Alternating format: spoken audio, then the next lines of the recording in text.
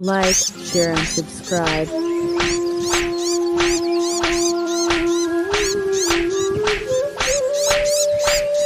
बहुत समय पहले चंपकवन जंगल में भूरी चिड़िया अपनी माँ टुनटुनी चिड़िया और अपने पिता बंटी कबूतर के साथ रहती थी।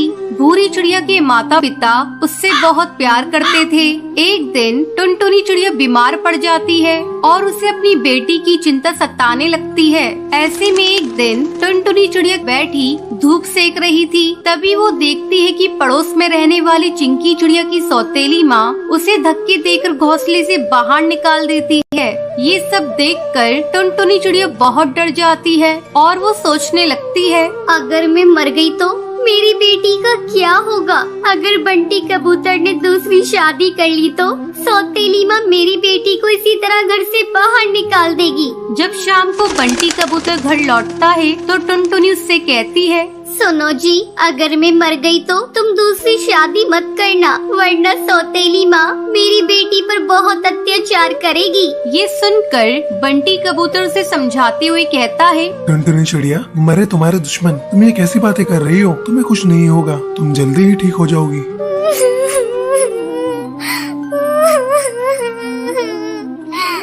नहीं, तुम्हें आज मुझसे ये वादा करना ही होगा कि मेरे मरने के बाद तुम कभी दूसरी शादी नहीं करोगे। टुनटुनी, मैं तुमसे वादा करता हूँ कि मैं कोई दूसरी शादी नहीं करूँगा। कुछ दिन इसी तरह गुजर जाते हैं।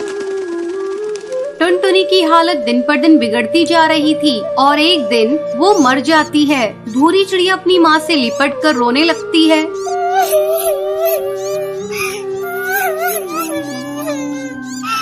उठो ना माँ, तुम उठ क्यों नहीं रही हो? माँ कुछ तो बोलो, अपनी बेटी को इस तरह छोड़कर कहाँ चली गई? माँ आंखें खोलो, माँ उठो ना। अपनी बेटी को रोता देखकर बंटी कबूतर उसे चुप कराता है। बेटी, तेरी माँ बहुत अच्छी थी, इसलिए भगवान ने उसे अपने पास बुला लिया। अब बंटी कबूतर अपनी बेटी का ध्यान रखता था और फिर काम पर चला जाता था। एक दिन उसके घर कालू कौआ आता है और उससे कहता है, तुम कब तक भाभी के गम में इस तरह डूबे रहोगे? मेरी मानो तो तुम दूसरी शादी कर लो। भूरी अभी बहुत छोटी है, उसे माँ की जरूरत है। कालू कौआ बंटी कबूतर को बहुत समझाता है। ना चाहते हुए भी बंटी कबूतर कालू कौवे की बात मान लेता है और वो टोनी चिड़िया से शादी कर लेता है। टोनी चिड़िया शक्ल से बहुत ही भोली थी, वास्तव में वो बहुत ही निर्दयी थी। टोनी चिड़िया बंटी कबूतर के सामने भूरी चिड़िया से बहुत प्यार करती, लेकिन उसके काम पर जाते ही वो भूरी चिड़िया पर अत्याचार करना शुरू कर देती थी। एक दिन वो भूरी चिड़िया से कहती है, अरे ओ महारानी, चल उठाइए झाड़ू और कमरे में झाड़ू लगा, फिर आकर मेरे पैर दबा। और खबरदार, अगर तूने अपने बाप से कुछ कहा तो मैं तेरी बोटी बोटी काट कर चील को खिला दूंगी। तेरे बाप को पता भी नहीं चलेगा। अपनी सौतेली माँ की बात सुनकर भूरी चिड़िया बहुत डर जाती है। वो अपने पिता से कुछ नहीं कहती। एक दिन भूरी चिड़िया की तबीयत कुछ खराब थी। जब टोनी चिड़िया उससे काम करने को कहती है तब भूरी चिड़िया मना कर देती है। माँ, आज मेरी बहुत तबीयत खराब है, इसलिए मैं घर का काम नहीं कर पाऊंगी।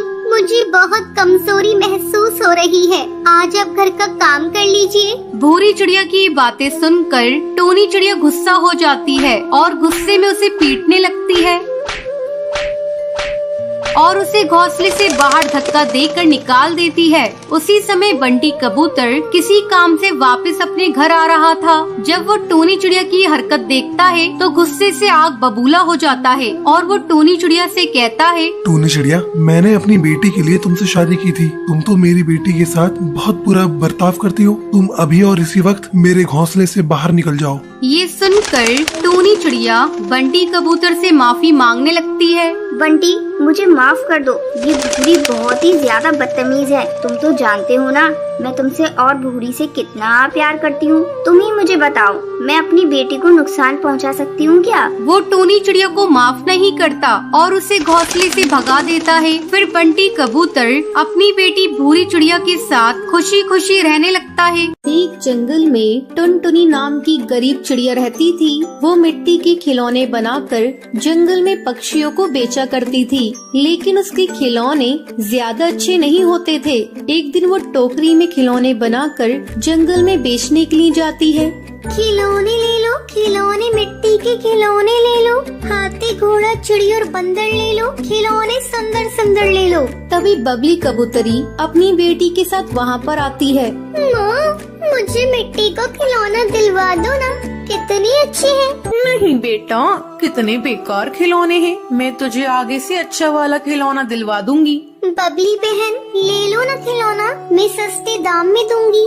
लेकिन बबली कबूतरी मुंह बनाकर वहाँ से चली जाती है। अब सुबह से रात हो जाती है, टुनटुनी का एक भी खिलौना नहीं बिकता है।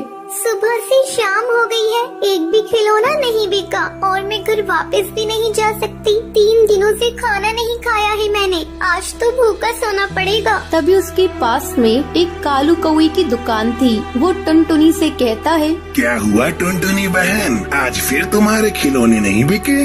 मेरा तुम्हारी मदद करने का बहुत मन करता है, पर मैं मजबूर हूँ। मेरे बीवी बच्चे हैं, इन पैसों में उनका ही पूरा नहीं हो पाता है। कोई नहीं कालू भैया, आपने मेरे बारे में सोचा, यही काफी है मेरे लिए। ये कहकर टुनटुनी अपने घर जाने लगती है। तभी उसे जंगल में पीछे से अजीब सी आवाजें सुनाई देती हैं। ये सुनकर टुनटुनी डर जाती है। टुनटुनी बेटा, इधर आओ। टुनटुनी इधर आओ मेरे पास। जैसे ही टुनटुनी चिड़िया पीछे मुड़ती है, वो वहाँ पर एक बूढ़ी सी टूनी चिड़िया को बैठा हुआ देखती है। आप कौन है? यहाँ पर क्या कर रही है? बेटा, मेरा नाम टूनी है। मैं पास वाले जंगल में रहती थी, वहाँ मेरा घर जल गया। अब मैं अकेली हूँ, क्या मैं तुम्हारे साथ रह सकती हूँ?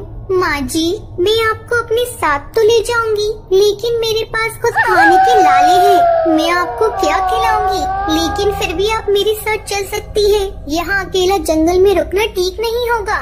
टुनटुनी टूनी को अपने साथ अपने घर ले जाती है। बेटा, मुझे बहुत तेज भूख लग रही है, जरा कुछ खाने के लिए बना देती हूँ। देखती हूँ किचन में कुछ मिल जाए, पर मेरे किचन में कुछ भी नहीं है। मैं खुद 2 दिन से भूखी हूँ माँ जी।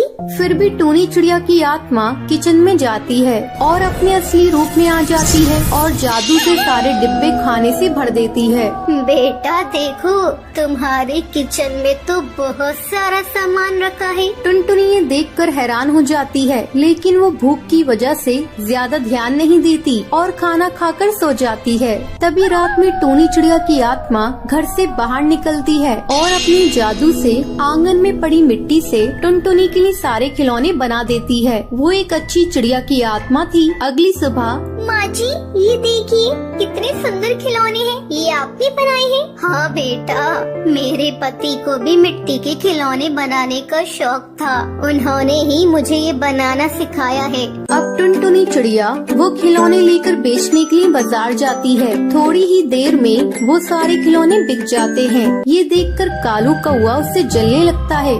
ऐसा क्या हो गया एक दिन में? इस टुनटुनी के खिलौने इतने सुंदर कैसे बन गए? मुझे पता लगाना होगा। अब वो रात में टुनटुनी के घर जाता है। तभी वो देखता है टूनी चिड़िया की आत्मा अपने जादू से मिट्टी के खिलौने बना रही है। ये देखकर वो डर जाता है। भागो रे भागो भैया भागो, चिड़िया की आत्मा।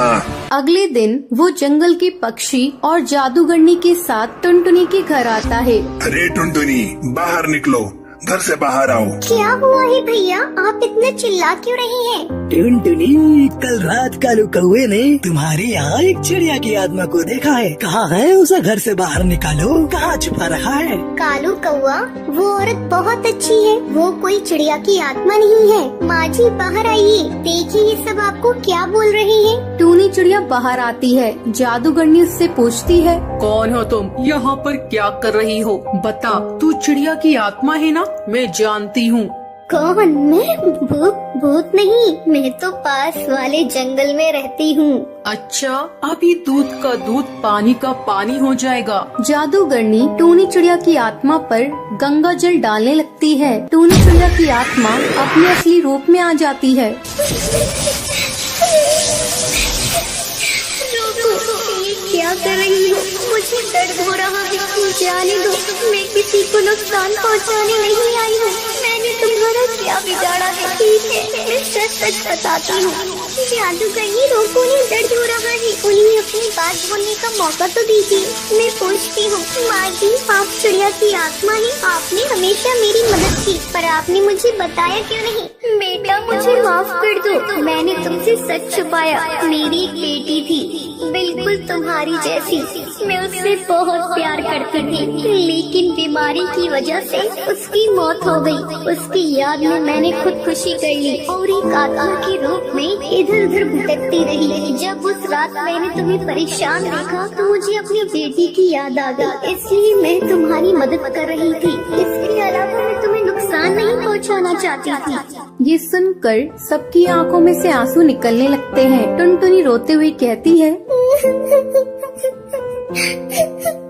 माँ आप परेशान मत होइए, मैं भी आपकी बेटी जैसी हूँ। हाँ बेटा, मुझे तुम्हारे रूप में अपनी बेटी मिल गई। मुझे अब और क्या चाहिए? मैं चलती हूँ, बस तुम ध्यान रखना, जब भी तुम्हें मेरी जरूरत होगी मैं तुम्हारे पास मिलूंगी। ये कहकर टूनी चिड़िया की आत्मा वहाँ से चली जाती है।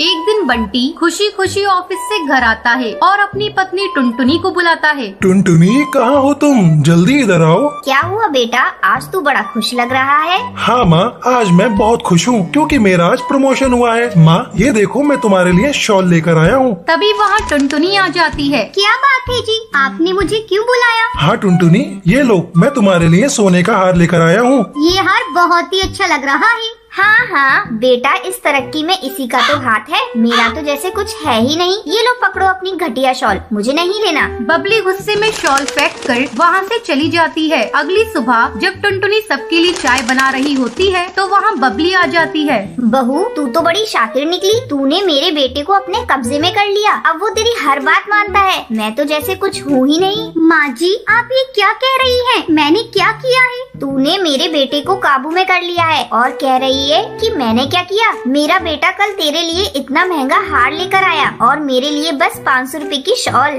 माँ जी वो हार आप ले लीजिए, मैं क्या करूँ? मैं तो इतने महंगे हार पहनती भी नहीं हूँ। अच्छा तो अब तू मुझे भीख में देगी? मैं तेरे पर तोड़ दूंगी, तू अपनी औकात में रहा कर। अब खड़ी खड़ी मेरा मुँह देखेगी? चल अब जा जाके चाय बना। टुनटुनी बबली को चाय देती है। बबली जानबूझकर गर्मा गर्म चाय टुनटुनी पे गिरा देती है। माँ जी आपने ये क्या किया? तेरे साथ जो मैंने किया बहुत सही किया। इसी तरह कुछ दिन गुजर जाते हैं। एक दिन बबली जंगल से घर आती है। टुनटुनी, अरे ओ टुनटुनी, कहाँ मर गई? जल्दी से मेरे लिए एक गिलास पानी ला। अभी लाती हूँ माँ जी। टुनटुनी पानी लाकर अपनी सास को लाकर देती है। तभी अनाज घर में से जलने की बू आती है। टुनटुनी भागकर अनाज घर में जाती है। हे भगवान ये क्या हो गया? माँ जी तो आज मुझे मार ही डालेंगी। तभी बबली कबूतरी आकर टुनटुनी पर चिल्लाने लगती है। अरे ये क्या किया तूने? पूरे साल का राशन का तूने सत्यानाश कर दिया। कल मुही इतना अनाज और चावल जला दिया, पूरे साल भर का तो था। भरी बारिश में चुन चुन कर इकट्ठा किया था ताकि इस बार की बारिश आराम से कट सके। इसकी भरपाई कौन करेगा? तेरा वो कंगाल बाप। मेरे पापा को बीच में मत लाइए। तेरे बाप को कंगाल ना कहूँ तो क्या कहूँ? उसने 2 जोड़ी कपड़ों में तुझे मेरे मत्थे मर दिया। मैंने तो सोचा था अपनी बेटी की शादी किसी अमीर चिड़िया से करूँगी। ठहर जा, मैं तुझे अभी बताती हूँ। इतना कहकर बबली जलती हुई लकड़ी से टुनटुनी के पर जला देती है। माँ जी आपने क्या कर दिया? रात को जब बंटी घर आता है तो वो टुनटुनी के जले हुए पर देखकर वो उससे पूछता है। टुनटुनी ये क्या हुआ तुम्हारे पर को? ये तुम्हारा पर कैसे जल गया? वो कुछ नहीं जी, किचन में काम करते समय जल गया था। टुनटुनी तुम झूठ मत बोलो, मैं सब जानता हूँ। ये सब माँ का किया धरा है, मैं अभी माँ से जाकर पूछता हूँ। बंटी गुस्से में बबली के घोंसले में जाता है। माँ तुमने बहुत अत्याचार कर लिया टुनटुनी पर, अब मैं और नहीं रह सकता यहाँ पर। मैं टुनटुनी को लेकर यहाँ से चला जाता हूँ। नहीं बेटा, इस बुढ़ापे में तू मुझे छोड़कर मत जा। आगे से तुझे मेरी कोई शिकायत नहीं मिलेगी। नहीं माँ, अब मैं तुम्हारी एक नहीं सुनूंगा, मैं जा रहा हूँ। बंटी टुनटुनी को लेकर घर छोड़कर चला जाता है और दूसरी नदी किनारे बने पेड़ पर अपना आशियाना बनाता है। ऐसे ही कुछ साल गुजर जाते हैं। एक दिन जंगल में भारी तूफान और बारिश आई हुई थी। माँ इस भयंकर तूफान में कैसे अपने आप को बचा रही होंगी? मुझे जाकर उन्हें देखना चाहिए। बंटी और टुनटुनी भारी तूफान का सामना करते हुए अपने पुराने घर पहुँचते हैं। वहाँ वहाँ बबली कबूतरी बारिश में भीग रही थी और आखिरी सांसें गिन रही थी। माँ तुम्हें क्या हुआ माँ? बेटा मुझे माफ कर दे। बहू तू भी मुझे माफ कर दे। इतना कहते हुए उसकी सांसें वहीं रुक जाती हैं। उस दिन के बाद से टुनटुनी और बंटी अपनी माँ के घर में रहने लगते हैं।